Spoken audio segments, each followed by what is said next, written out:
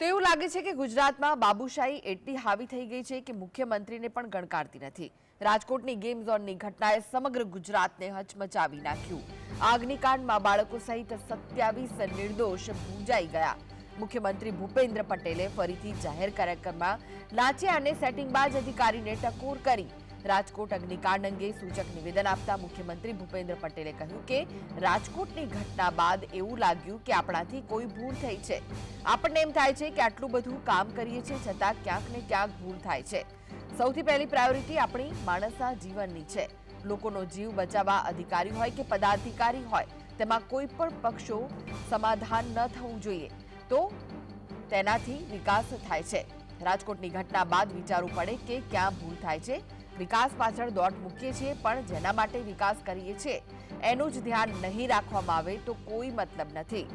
અગાઉ જૂનાગઢના કિસ્સામાં પણ વિકાસના કામો મુદ્દે મુખ્યમંત્રીએ અધિકારીઓ પદાધિકારીઓને હસતા મોઢે ટકોર કરી હતી।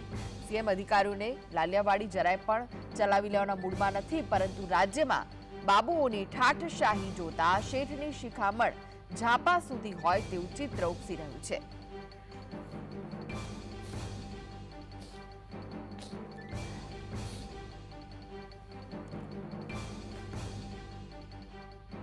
આપણને એમ થાય કે ભાઈ આટલું બધું કામ કરીએ છીએ છતાંય ક્યાં ને ક્યાંક આપણી ભૂલ થાય છે। કેવી રીતે થાય છે કે ભાઈ આજે સૌથી પહેલી પ્રાયોરિટી એ આપણી માણસના જીવ માટેની હોવી જોઈએ।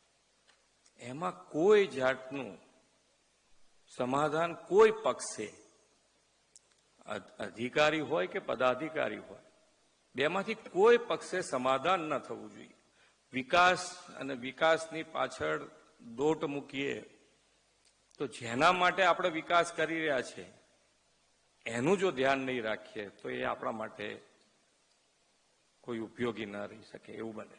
ગેમ ઝોન માટેની એસઓપી મેં કીધું બનાવી તો દીધી છે એમણે, અને પબ્લિક ડોમિનમાં પણ મૂકી છે કે આપણે પબ્લિકમાંથી પણ પૂછી લઈએ કે ભાઈ એમને પણ કંઈક હજુ આની અંદર ઉમેરવા જેવું લાગતું હોય તો આપણે ઉમેરી, જેથી કરીને આવી કોઈ ઘટના ફરી ન બને એના માટે આપણે સૌએ ધ્યાન